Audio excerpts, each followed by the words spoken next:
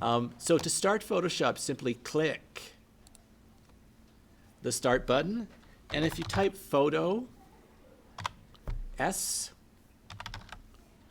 Photoshop, this will come up. You want to make sure that you're selecting the 64-bit version, okay? Because we do have two versions of Photoshop. There's the 32-bit and the 64-bit. So when you launch Photoshop, make sure you do the 64-bit, okay? It does make a difference. It does. They have a menu bar across the top. So we have File, New. You'll use that all the time. File, Open. File, Open, Recent. These are files that you've looked at recently. There's File, Close. And if you haven't saved it, it will ask you to save. There's Save and Save As that we'll get into. And then Exit. Okay. There's Edit, Cut, Copy, Paste. Some other things in here as well. So these menu items up here, you'll use some of them, not necessarily all of them. We have a toolbox right here, and if I just click those two little arrows, you see those two little arrows? They will double the thickness and bring up. I don't necessarily want that, but these are all the little tools that we'll use to work with in Photoshop. And the thing is, when you create or when you select one of these tools, the tool will sort of look like this, or pardon me, your mouse cursor will look like this right here. I know you can't see it on your desktop, my students, but it does look exactly like this. When I transmit my desktop, the tool doesn't follow for some reason. But there's a whole bunch of different tools, and just like the menu items, we're not going to learn all of them, and we're not going to use all of these tools either. But as you select the tools, up here, it changes. So it's context sensitive. So if I hit the crop tool, it's going to allow me to constrain my proportions. When I hit the marquee tool, I can feather it, and I'll explain that later. I can add or subtract from my marquee afterwards. I can make it a normal marquee, like so, or I could have a fixed size or fixed ratio. We're going to use a bunch of these ones. In the first assignment, though, we're going to use, first of all, the brush tool and the type tool, and also the shape tool, this one right here.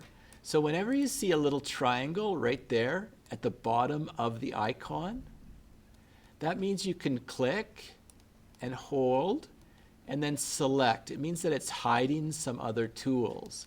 So I can just click and make a rectangle, like so. There's my rectangle.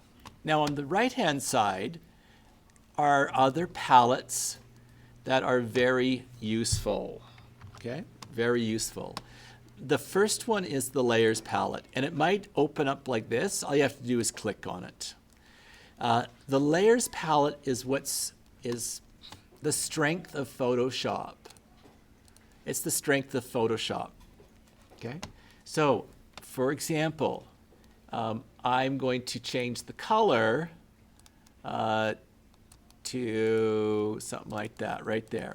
Then I'm going to take my shape tool and I'm going to draw a rectangle. I'll just draw it right there. And you can see that I now have a new layer. It's called Shape 1, and I can double click on the word Shape 1 and name it to Orange Rectangle. But I can also move it.